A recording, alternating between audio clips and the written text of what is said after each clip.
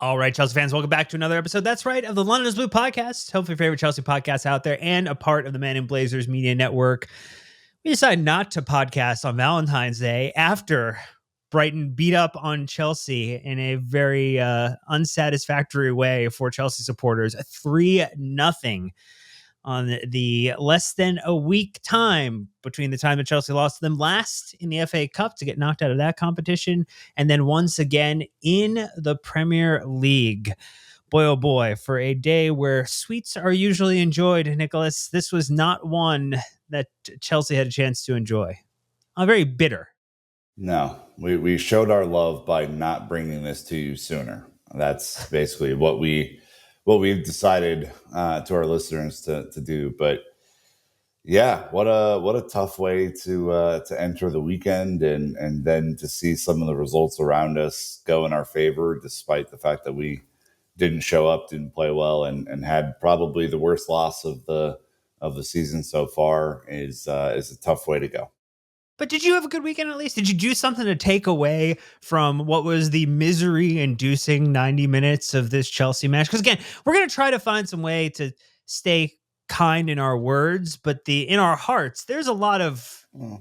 Speak for yourself, Dan. speak for yourself. Let's not overgeneralize here. But yeah, no, I had a pretty good Saturday. So I mean, just anything to take your mind off of what's going on here. And just as we were recording, Chelsea women get a late winner against Everton to sneak James by them. But yeah, it was decent.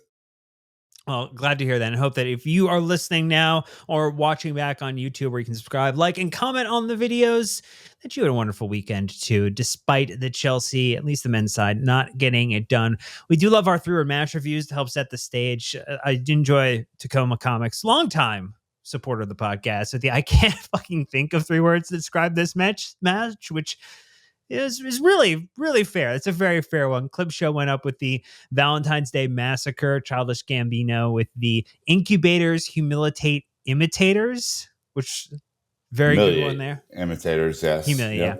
Agababa with Deja Vu, and then Tyson with the 0 on target, referencing the fact that there were no shots on target in this 90 minutes of a football match. Very hard to do. Yeah. For a club of Chelsea's size and stature, but we got it done on the day. Let's go. There, we did it. We did one thing right or wrong. Look, what did you have, Nick, for your 3-word match review? Season trending down. I think we all remember when one Nick Verlaney predicted that we would finish 7th this season, and we are looking like 7th might have been a generous placement at the start.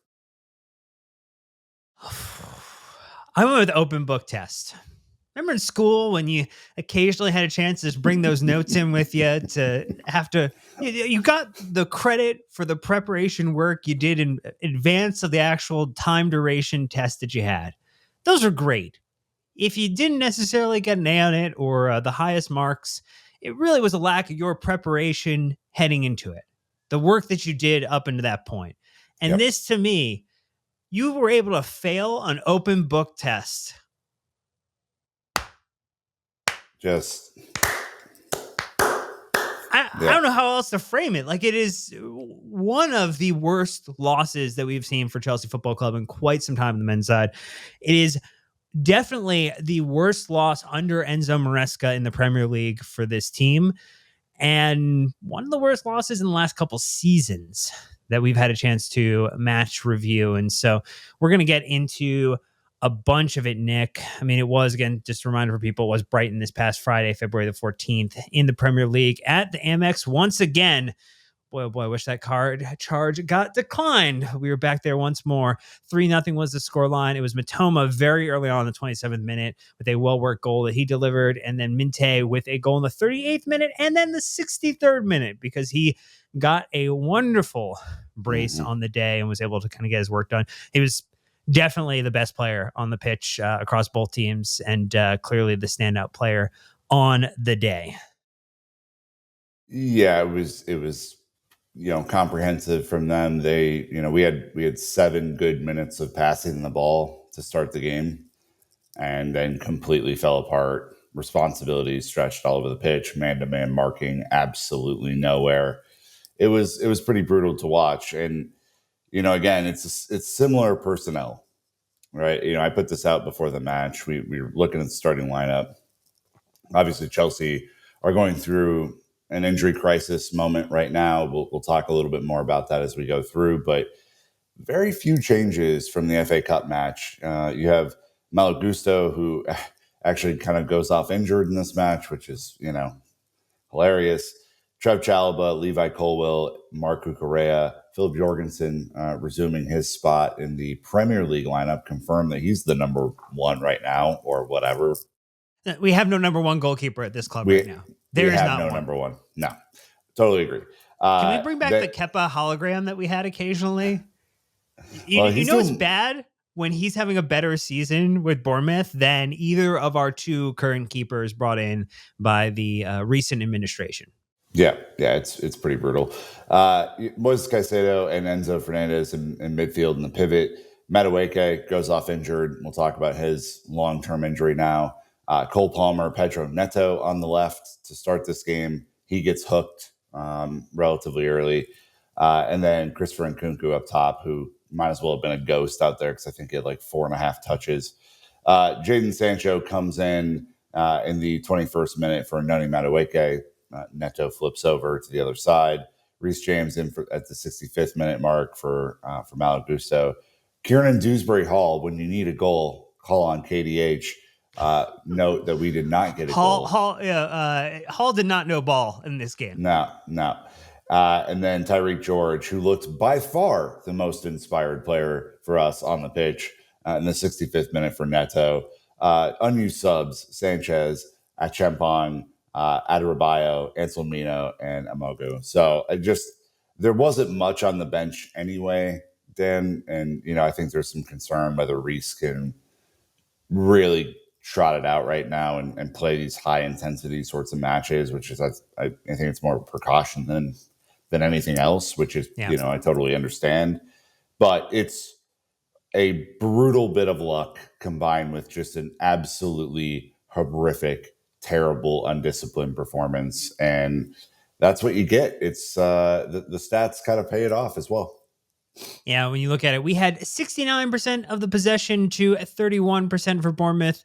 They, though, had the 1.42 expected goals to our 0.54. 5 big chances for them to our 1. They had 13 total shots to our 8. We had 3 goalkeeper saves to their 1. When you kind of start to look at it, we had plenty of passes. We had possession, winning it strongly. 735 passes, they're 327.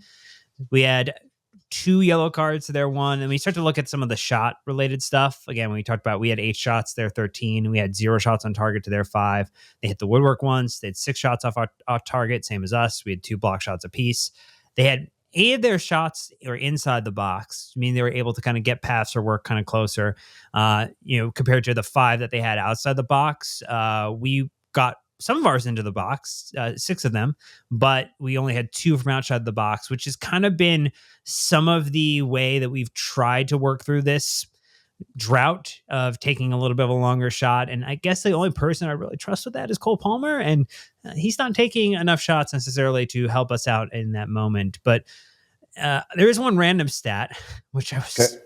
Before you get there, can I get, because I think this plays into a little bit the one random stat. When Chelsea beat Brighton 4-2 on September 28th, 2024, seems like about 8 years ago at this point. Chelsea, 15 shots. Brighton, 15 shots. Chelsea, 7 shots on target.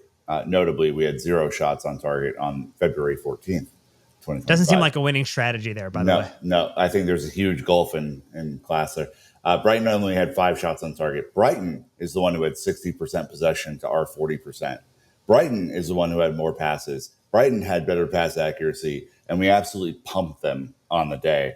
And so when we talk about Enzo Maresca later in this podcast, this is one of the things I want to bring up, which is you had a winning strategy, a strategy that won you a game super easily. We were up 3-0 at half in that game. It was a dog walk. And then you decide, you know what we're going to do?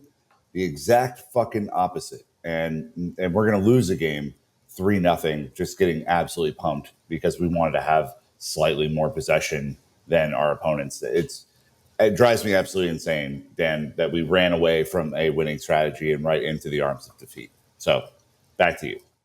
The embrace of death. It's warm at points, but boy, oh boy, it's cold after the fact. When you have the one random stat, I think someone also mentioned my boy, oh boys, we're going to hit differently in a 3-0 match review. So, boy, oh boy. The off the chat, Joe, one random stat was 0 despite averaging just under 70% possession. Chelsea failed to register a shot on target in a Premier League game for the first time since September 2021 versus Manchester City. Unusual. Though I think we might argue that we feel like this is the culmination of trend lines for this Chelsea team at the moment. Look, we're going to get our first ad break out of the way real quick at the top so we can just jump into the fact that like this attack is not working and try to kind of illuminate a little bit why, because ultimately like what's going on right now is, again, it is a pattern that is persisting, not necessarily a 1 to 2 match aberration. And so we want to talk about it from the lens of what's going on. What is the root problem here? And is there a path to try to address it? But stay tuned. We'll be right back. Okay, Nick. So I want to throw something at you. Lowest XG, as we mentioned, under Enzo Maresca in a Premier League game. We had no shots on target across 90 minutes. Our sixth loss in the Premier League this season. I'm going to tell you at a high level, the performance over the last 5 matches, and so this, hear me out here. Nkunku, Neto, Madueke, Sancho, Enzo Fernandez, just because he plays a little bit more further forward, okay. Jackson and Palmer. All of their last 5 Premier League appearances combined. So not all the same matches, because some of them didn't play in other matches in particular. Across all of them, 67 shots, 20 shots on target, 4 goals. What's your immediate reaction to that?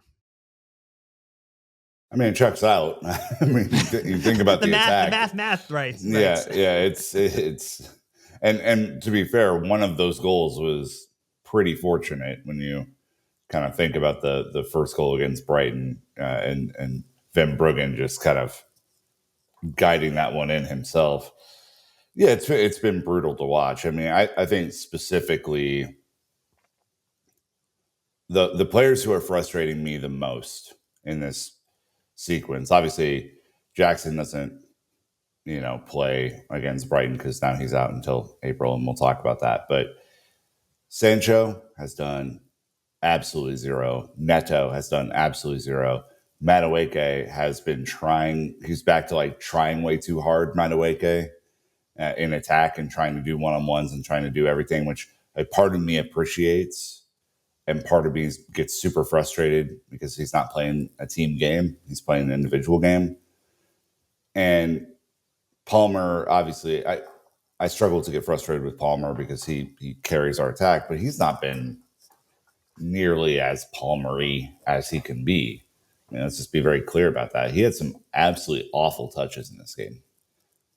He's been forced to drop deeper to get the ball because our midfield has struggled to put together any semblance of a passing attack through the middle. So he's the one who's trying to do that. I mean, Nkunku's been absolutely nowhere. I mean, you really think about this. Like Enzo Fernandez and Palmer have probably been the 2 best over this period, just with the way they've been playing. But it's tough, dude. I want to pull it back and frame it because I don't know if like you could say maybe just like an eye test piece that's potentially accurate. But when you look at it like, okay, who in that period, again, we said 6-7 shots, 20 on target, 4 goals over that. And I actually think the Van Bruggen one got attributed to him. So like that's okay. So it's not counted. Okay. Yeah. It doesn't count. Okay. So because it shouldn't. I mean, if we're being honest, it should not count. Right. These are just Premier League starts too. So okay. Palmer had 18 shots individually, 7 on target, 1 goal and 2 assists, right? So that is he is the best in terms of total output among that time with 1 goal and 2 assists on there. If you have to think about actually that's wrong because Nani Madueke over that time period, 5 appearances, 5 starts, 333 minutes, 12 shots, 3 on target, 2 goals. So he's had 2 goals. One of those goals he stole from Trev on the goal line. Let's be very clear. but you don't get it if you don't kind of advance for it. Like I'm just saying, like, if we're talking about problems within the attack, if we're talking about how do we fix this, how do we address it? I mean, we now have, unfortunately, a player in Cole Palmer who the majority of that performance is front loaded, and the last couple of matches have been much more of a struggle for him. You have Nani Madueke, who's now out injured with a hamstring, and that is going to put us in a situation where we don't know what the timetable is for him to come back. I mean, and Nico Jackson isn't available until April at this point with his injury. That was reported midweek before this game. So now you're relying upon Nkunku, who across 232 minutes in 5 appearances, 2 starts, only registered 2 total shots, 2 on target, no goals, no assists. You're relying on Pedro Neto, played less minutes, 192 minutes, 5 appearances, 2 starts, 5 shots, 1 on target, 1 goal. You're relying on Jadon Sancho, who is the worst performer of the bunch, 312 minutes, 5 appearances, 3 starts, 5 total shots. So 1 shot per appearance, effectively on average, just over 1 per start. No shots on target, no goals, no assists. And then, like, if you want to then pull it back one layer back further into the midfielders, just because he was a higher contributor over the course of the season, Enzo has played and starts and has played. Actually, he's the only one in that group who's played the full 90 across those 5 appearances. 8 shots, 1 on target, no goals, no assists. It's not good enough of an attacking unit to go out and effectively win Premier League games without a high performance from Cole Palmer or a lot of luck at this moment. I think that's the reality we're waking up to. Well, I mean, like, even strip it back further, right? Because I'm on the Premier League website looking at some of the attacking stats. Would you be interested to know that Noni Madueke has more shots this season than Nicholas Jackson? Wow. Okay. 7 goals, 3 assists. I mean, he's at 10, goal contributions in the Premier League. Nicholas Jackson's at 9 goals, 5 assists. Obviously, a bit of a drought, and that drought will not be extended, obviously, due to the injury. Cole Palmer obviously leads us with 20 goal contributions and 18 big chances created. We're not even like, when was the last big chance that we had? Was it City where we didn't convert that second chance? I mean, you have to look at the fact that, like, when you go back in those Premier League games, like, we've had goals, like, we've been able to score goals. I would just say, like, the Madueke goal that you mentioned that Trev could have converted, that would have been a big chance. I think it was like a 0.86 by itself because it was right in front of the goal with nobody in front of him. Okay, fair enough. But, like, you look at for the season, here's where the fall off happened. So Madueke, Neto, and Jadon Sancho, who are largely our winger group right now, right? Madueke is 23 appearances, Neto's 22 appearances, Sancho's 19 appearances. So all pretty close, right? Madueke, obviously, 10 goal contributions, 64 shots. Neto, 4 goal contributions, 2 goals, 2 assists, 28 shots. Just doesn't shoot. Sancho, 2 goals, 4 assists, so 6 goal contributions on 17 total shots. He doesn't shoot even less. And all that means is that the burden of the entire attack is on Cole Palmer. And do you know what defenses have done over the last 2 months? Put 3 or 4 players on Cole Palmer. They've literally done, if you're like a basketball aficionado and you're listening to this podcast, this is going to make sense to you and you alone. But they're playing a box and 1 on Cole. They're basically putting 2 center backs and 2 midfielders in a box to control the space that he moves around in. And so, as you saw in this game in particular, Dan, the thing that we're now encountering, because we do not have a recognized striker up top, is either Cole has to figure out a way to dance in the box that he's being put in and wiggle his way out, or he is having to drop so deep to get the ball that he's essentially playing alongside Moises Caicedo as a DM. And that's, I mean, as much as I love Cole Palmer, I'd much rather have him upfield where he can do the damage.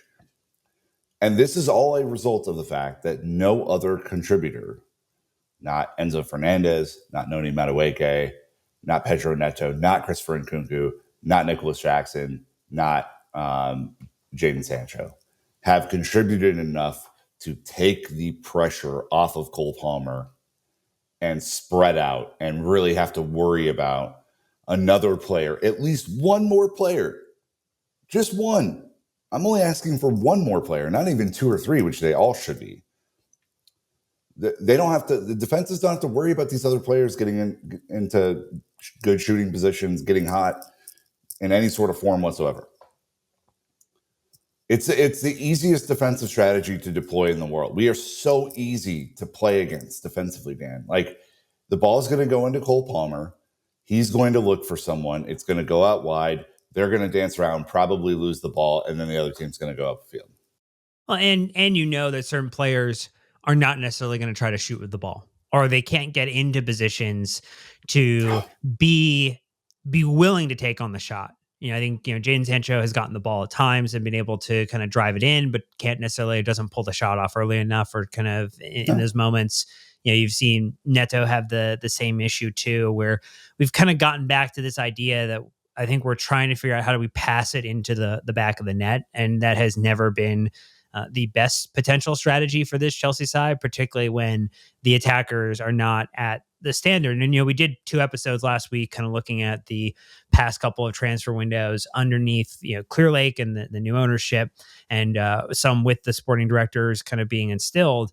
Like, we're now seeing what's come home to roost on multiple seasons of building the squad. The players that we have in attack right now are not the players that we had in attack from the old regime. So, like, this is what you have come to put together. This is what you've come to build, and you have not built a squad for a team to get extremely to challenge in the Premier League effectively up top. Well, and couple this, because not everything is just like one position's problem or another problem. It all works together, right? Couple this with the fact that you haven't had a healthy Romeo Lavia all season to allow Enzo Fernandez to deploy higher up the field, where he was doing some significant damage as we entered November and December, right? That makes a huge difference. Moises Caicedo's had to be Superman because of that, and be all over the pitch. And he's put together a couple of bad performances back to back against Brighton, FA Cup and League. You couple that with the fact that fullback performances have been subpar, to say the least. Cucurella goes from a player of the season contender in December to putting some stinkers together over the last couple of months. A player that I like, and I'm just raising my hand and saying he's not been good enough lately. The center backs have not been performing anywhere near their capability at all. I'm looking at you, Levi Colwill, passing the ball, getting into tough positions, making terrible mistakes, all this sort of stuff. And then we all know the goalkeepers are just nowhere. But you think about, if you were upset about our attack before not being good enough, you've now lost our second and third biggest goal contributors for the season to injury for a long time, most likely months, right? Jackson out until April, Madueke. If it's a real hamstring injury, he looked pretty distraught on Friday. Let's just be candid. For as much as I think people give him shit for being nonchalant or whatever, like, he looked really upset. Let's just pretend that they're out for the same amount of time just to make the argument easier. Now what? Now what's your attack going to look like? This does kind of get into our next section, Dan, but the system and the personnel and the way that we play is going to have to change now. You have 2 healthy wingers, and you don't have a real number 9, and you won't for at least a month and a half, if not longer. Yeah. And it's going, like, there are winnable matches in here, but it's going to be real tough sledding. If you're already pissed off about the attacking output, get ready. It's going to get worse. Well, you might see Cole Palmer false nine. You might see Pedro Neto false nine in terms of some of the attack of like a three up top. I mean, Tyree George comes in off the bench. He might get more minutes over the next run of games. I mean, there are forwards in the academy setup that might be tapped upon to, if not start, make the bench. We know that Guiu could also come back at a point here too and be someone who could potentially contribute. We don't know what his kind of health status is at the moment, but like it is going to be a very tough run of games for this Chelsea team with the health of the attack that we have and the performance level that they're putting in at the moment. This is going to be a real test for Enzo Maresca, for this Chelsea side. And you get Villa away, you get Southampton at home, you get Leicester City at home. Those are your next three matches in the Premier League. All then you winnable. get Arsenal. You get Arsenal away, Not but then winnable. you get the break to Tottenham. And so the question is, of those like four matches upcoming, can you potentially win the two against Leicester and Southampton that you should have to absolutely win? Can you magic a result against Villa? That would be ideal. And then can you not get embarrassed by Arsenal? And that's your next four fixtures and how you have to get across the line. Because if you do anything less than that, like it gets further and further away. You further and further slip away from this possibility that you can achieve the target. And Malo Gusto talked about it after the fact in the post-match press conference on this. Hey, like top four is the target and the goal. Like you are slipping further away from that type of qualification. Well, and as we've said, the end of the season gets real rough. So if you don't win the winnable ones now, even with the extreme injury crisis that we're going through, I mean, you have a 0% chance of closing the season well. I mean, look, the math, we've talked about the math all season, what you need to do: win 75% of your home games, right? Win 50% of your road games, and you're somewhere around 70 points, and that should get you into fifth, and that should get you into the Champions League. And Maresca can talk all he wants about there wasn't a goal, there wasn't a top four target at the start of the season. First of all, you look like an asshole for saying that, because of course there was. There always is. There's always expectations at Chelsea. But maybe you looked at the sporting directors in October and said, hey, we're not going to do it this year. Maybe we're just going to run out of steam. Maybe we're a one-trick pony, and that trick got figured out in mid-December, and we're just simply going to, stumble over the line at the end of the season with whoever is left in the squad. And, I think if you're looking at, before we shift to the last segment, Dan, who's going to step up? Tyree George, I'm looking at you. I think that there is a huge chance that Tyree George gets some real Premier League minutes over the next month and a half. Because why not? You've seen what you put out there. Jadon Sancho's not getting it done on the left. Pedro Neto's not getting it done on the left. Right? Pedro Neto and Jadon Sancho are now going to be needed to fill in on the right. Tyree George, I'm looking at you, right? I'm potentially looking at Shim, Mahuka. Like, are you potentially ready? Are any of the other academy forwards able to step into the Guiu spot and potentially come in and do some late chasing, right? David Washington's not coming back, and frankly, I don't know if that would be a huge bonus either way, but those are the guys now. In addition to Neto and Sancho stepping up significantly, which they will absolutely need to, Tyree George, can you come and make a name for yourself with the opportunity that is potentially there for you? I hope so. I really do. And I think he will be given the opportunity, because even in this match situation, he looked like the only one who gave a shit. So if I were Enzo Maresca, I would roll with effort right now and figure out the rest later.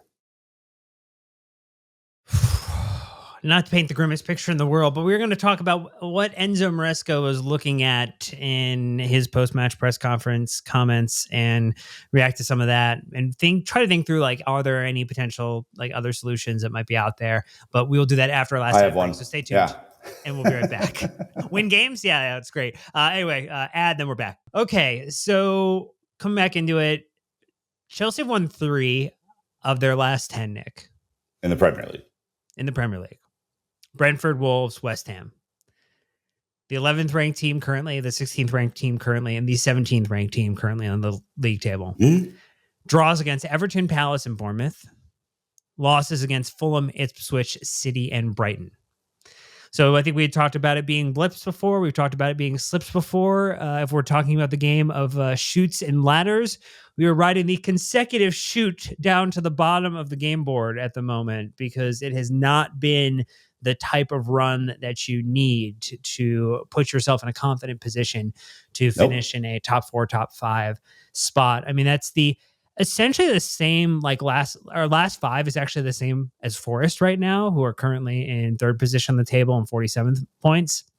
And actually, the last couple of weeks have been bumpy, not just for Chelsea, but for the teams around us. Would have been another great weekend for this Chelsea team to do anything. It's the meme where the stick figure is poking something, and it's like, just do something, do anything. If we had done anything, Chelsea wouldn't have been in a position, even on a draw, to go level on points with Man City in 4th position, or with a win, could have actually gone back up into 4th position against over Man City, 46 points, and been 1 point behind Forest.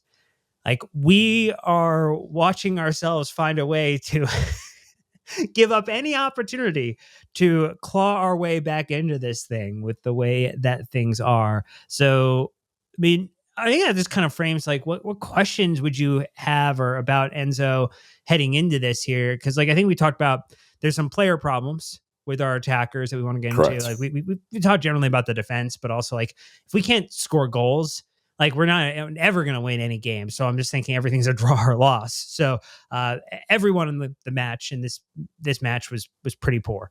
So, like, let's just kind of couch that one there. We talked about the sporting directors and, like, how they maybe have set us up for a lack of success, but not strengthening in the right positions to be able to bring players in. And we've got 2 episodes going into that. You get back to, just a reminder.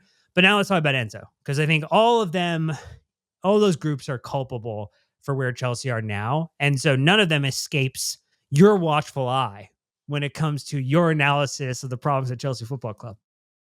I feel like I'm Batman standing on top of the building in the rain, just looking down at the terrible 2-month slide and just trying to figure out what the hell to do. It's like, it is tough. And I think we have,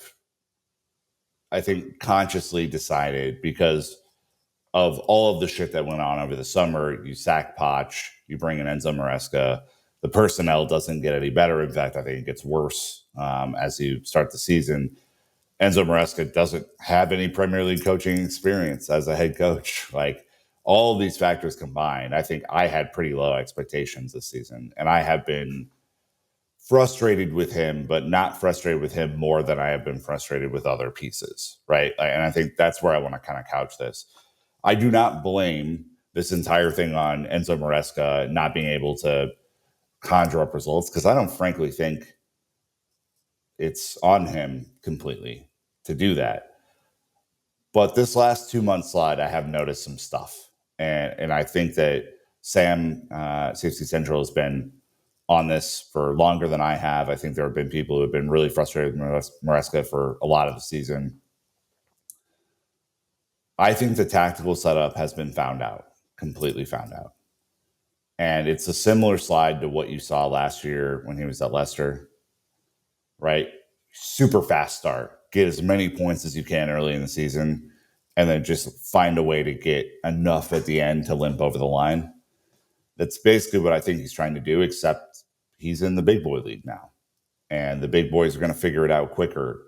They're going to have more talent. Even the bad Premier League teams are going to give you a better game than the bad championships teams will, right? So I think the tactical setup needs a real serious look. And I don't think that is going to happen at all. So the suggestions that I'm going to make, I do not think we will see implemented across the board, because I think he has a very rigid philosophy and the way he wants to play. I think the personnel groupings need some serious consideration. And I'm not seeing a ton of match-to-match improvement among our player groups, even like we saw under Poch. I think you could say under Poch, we might have played a way too open of a game of football. Maybe the training methodology was outdated, antiquated. Our players got hurt all the time. We had serious injuries, all this sort of stuff. But I think you could see real improvements throughout the year with some of our players. Whereas this season, can you really say that? Maybe with Madueke, season to season. But overall, like, I think you're getting about the same Cucurella. I think you're getting about the same back line. And Sanchez is about the same. Caicedo and Enzo are about the same. Maybe Enzo's improved slightly in the system. I might say that Caicedo is improved, but I don't necessarily, I wouldn't attribute that fully to Maresca or the system. I just think he is going to continue to progress to be, a top tier player in his position because of who he is. Yeah. Same with Cole, right? Cole was continuing kind of that upward trajectory at the beginning of the season, but that was very much down to, I think he would excel under any manager. Totally. Similar to the Eden Hazard type of situation where like ballers can ball regardless of who their manager is. Just you've set a ceiling on how much they're potentially going to be able to excel.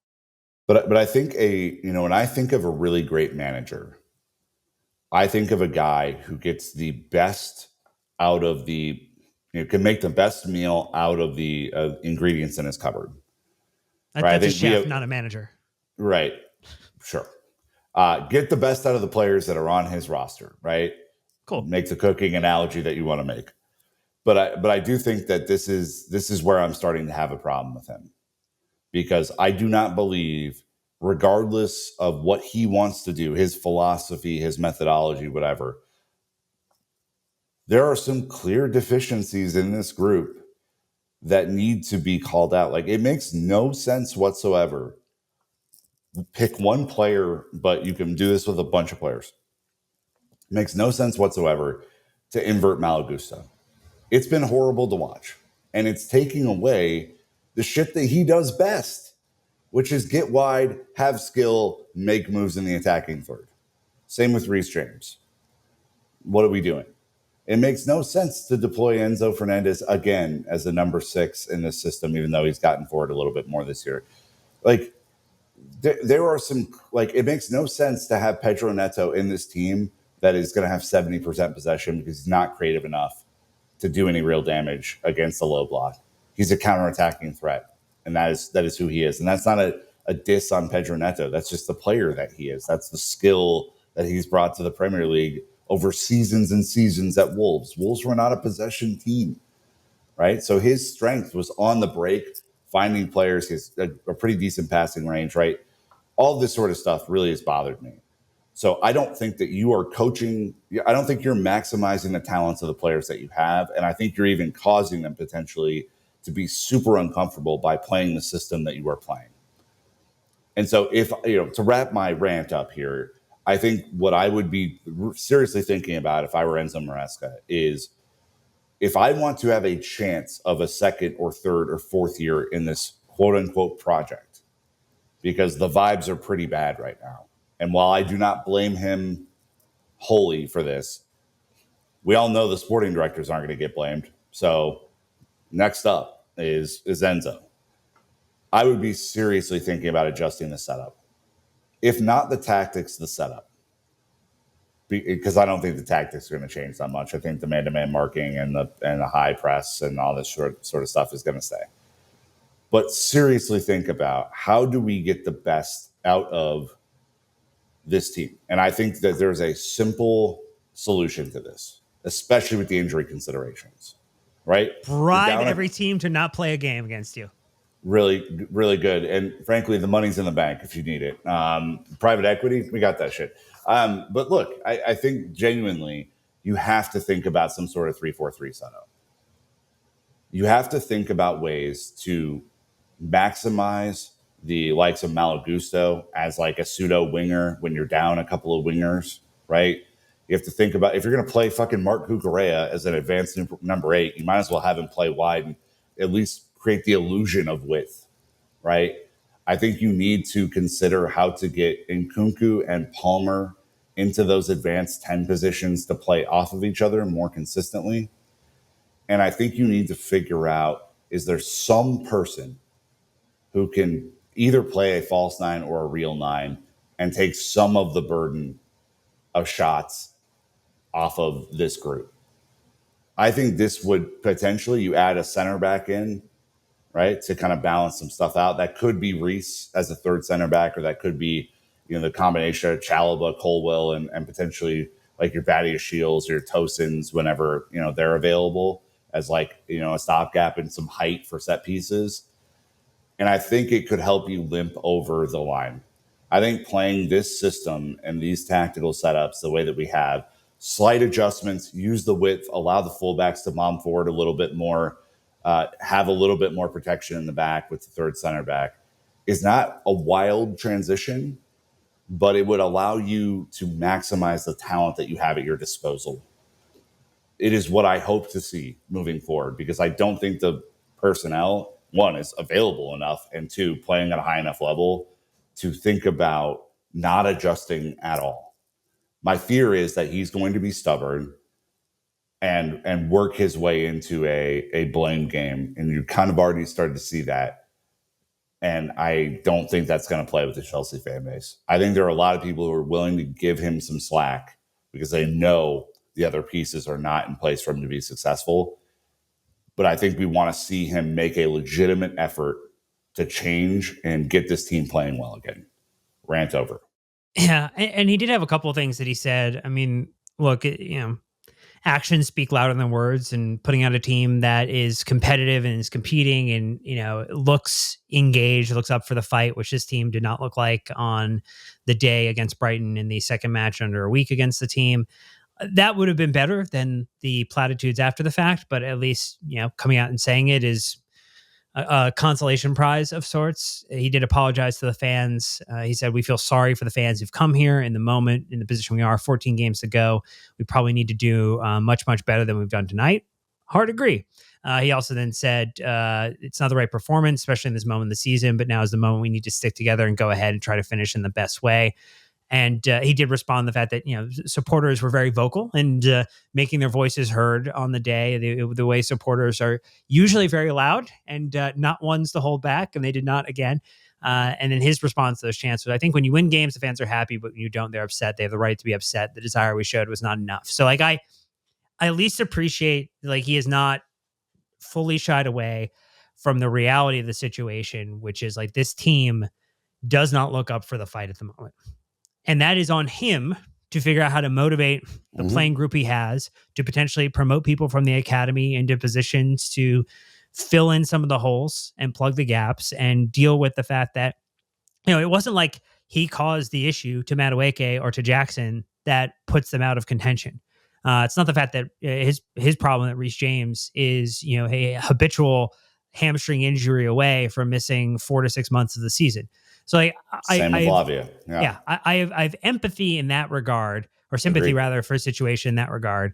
But then it's what do you do then, knowing these things, knowing the hand that you've been dealt, and trying to, it doesn't seem like it's capable, but trying to convince the sporting architecture around him to say, look, we needed a striker. We didn't get a backup striker. And so now I am short in a position where if I had reinforced or had brought in the right player, whether that was this summer or this winter, we would be more competitive than we are right now. So we have gone and bet a lot of money on sporting directors who have not shown that they can build a team to compete to win the Premier League or to be very successful in the top tier European competition. I'm not talking about the Conference League. We have a manager who's not shown at top level that he is capable of competing or building a winning team and taking that team across the line. We saw even in the championship last season that they ran out of steam just around the same point in time. And so he's going to have to figure out, is there a new side to him that he can unlock in this moment? And then it's how does the ownership team get everybody involved to kind of get that going so that the players are in a place where they want to play. We had players hitting the eject button from this team and this club during this window where they were trying to figure out how to get out. We had players like Vega get out. We had Nkunku who was looking for what's happening in summer. We had Felix who takes the move to AC Milan. Like, we've not built a squad. Players don't seem happy. Manager seems frustrated. Sporting directors need to figure out what they're going on. But like, we're in it. We're in it. It's a big ship. It's hard to change it. It's hard to make movements at this moment. And the only ones you can make are player personnel with what's available. And so, will Maresca make that decision? Will he be bold and ambitious? I don't think so. But I would love to be proven wrong. I hope so. I'd love to be proven wrong. I think, yeah. Take the positive side of this. Like, you have an opportunity, if you're Enzo Maresca, to sit a couple of guys who've not been performing, to give those who are behind them a chance to prove that they are worthy of being in this team, and to try to do something different. Like, that is an opportunity. And it might inject a little bit of life in this team to have something different to work on in training every single day for the next couple of months while you figure out your player personnel injury issues. Like, there is no reason why your Sam Raksicki shouldn't make the Premier League squad now with the injuries in midfield. There's no doubt in my mind that whether it's Shimahuka or any one of the, McNeely, any one of the strikers from the academy shouldn't at least be a part of the training setup now. You're not getting anything from Nkunku up there. You're not getting anything, from any of the options. You might as well see, is there a bit of a spark these guys can add? And at the very fucking least, can they shoot the ball at the fucking goal? It is, again, you go back to your stats from earlier. It's shameful, the amount of shots, right? From forward, Christopher Nkunku, 2 shots on 2 on target, 232 minutes. It's just not enough, man. You have to pepper the goal, especially Verbruggen's not a fucking good goalkeeper, man. Like, he gifted us one in the FA Cup. So you have to pepper him. You have to shoot as much and as often as you can and not just hold the ball to hold the ball. Like, it doesn't make any sense. So change the tactical setup. Go to not needing the ball all the time. Play on the counter. Play that sort of rapid football that we saw at the beginning of the season. Use the width and the wide players that you have at your disposal in a real way and, like, figure it out. But to do nothing and limp over the line, there are going to be a bunch of people at the end of the season who are looking at the players, the sporting directors, and the manager going, just not good enough, not at the standard. And the sporting directors are going to be the last to go. So if you're a Pedro Neto who just had a huge move and you saw your countryman Joao Felix get shipped out mid-season and you end the season on 2 goals and 2 assists and 4 goal contributions, guess what, pal? You're next. Like, if you want to be here, you got to perform. Well, as it stands, as we get to the end of this episode, just a reminder, Chelsea are in 6th position in the Premier League, 43 points, just behind Bournemouth on goal difference. That's right. They have plus 15 to our plus 13. We were ahead of Newcastle in 7th, 41 points. That 5th position and that 4th position, not that far away, but boy, oh boy, it feels so far just talking about it this last hour or so as we kind of got into it. We're 4 points off a third. 4 points. If you start playing well, that could be achievable. Like, it's so frustrating to watch. Opta's and the analyst.com has Chelsea currently with a predicted 64-point finish by the end of the season. Just ahead of Bournemouth in 6th position would be their end prediction here. They have Liverpool, Arsenal, City, Forest on 65, almost 66 points. But the Chelsea-Bournemouth one seems very, very tight at the moment, and they have Newcastle at 62.65. So they view the 4th through 7th position as very much up for grabs across the entirety of the top grouping. So they have 21 points from our last 13 games that we need. That's be their prediction. Math. Yes. Yeah. Oh boy. Well, do your CFC Daily piece, Dan, while I kind of look up where these points might come from. That's 1.61 per game, in case you were wondering. The only thing was just looking at the points that we would have achieved, corresponding point difference. This was posted on X from CFC Daily, indicating that we'd effectively need 64 points to finish for fifth place. If we finished where we did last season, and matched last season points, that'd be 67, which would be more than enough to get us across the line. We need to effectively go do some business, because now we had won this game against Arsenal last season, or Brighton away last season. We've now lost it. We had drawn Manchester City away last season. We lost that one. So like, you're looking at like how points are just falling off for us at the moment. Not good. Not what we need to have. And again, we have Villa, Southampton, Leicester, Arsenal coming up before the break. Some winnable games. Last season, that was a draw. It was a win. It was a win, and it was a loss. Let's do the Sheffield and Luton swapped into them though. Just yeah. Let's do the next. How do I make it to 21 points? I need 21 points. How do I get to 21 points? If you get a point at Villa, I think that would be a pretty good point right now. Just our form is terrible. You got to beat Southampton and Leicester. So that's 7 points of your 21 right there. Okay. So third right there. That's great. Yep. Arsenal will definitely be a loss. I cannot see a loss there. You have to beat Spurs at home. Have to. All right. So it's 10 points. Brentford away. Ah, man. What do you think? Is that a draw again? We've had better away form than we've had home form this season. So, I mean, I could take that in consideration. Last season, we did lose to them in the first match, and we won that match this season. So I would give that a win. If you're going to shade draw or win, let's give that one a win. So it's 13 points. 13 points. You got to beat Ipswich. Have to. So it's 16. Fulham away feels like a draw to me. All right, 17 points. Everton home, the way they're playing right now, you'd hope to get a win there. So, okay, you're going to go to the win. So that'd be 20 points. You've already manufactured 20 points. The difficulty then becomes Liverpool, Newcastle, United, Forest to end the season. Can you get a point out of that? It's a tough grouping to get the point from. If you're going to get a point out of it, you got to get it out of United for sure. But we've historically not. Newcastle.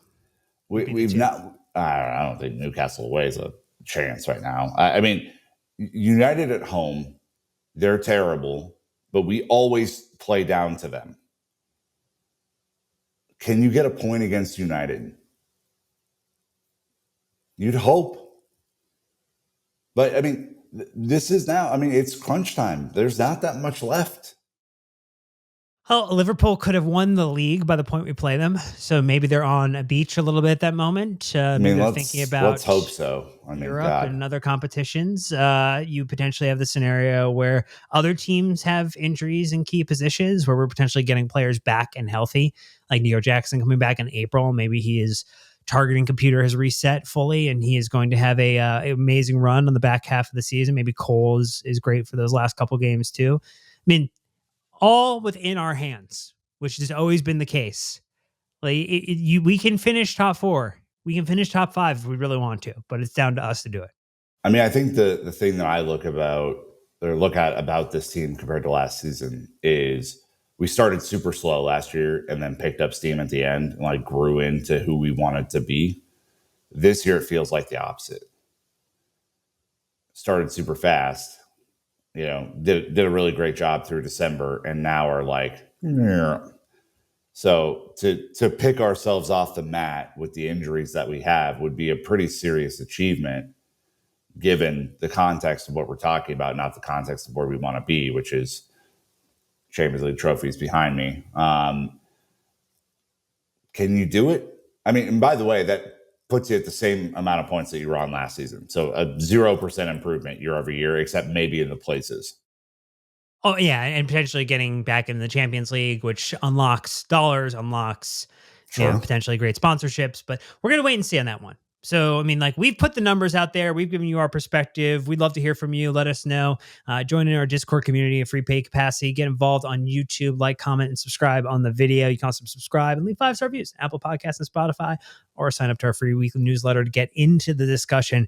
But that's going to do it for this episode. So we appreciate you joining us in this one.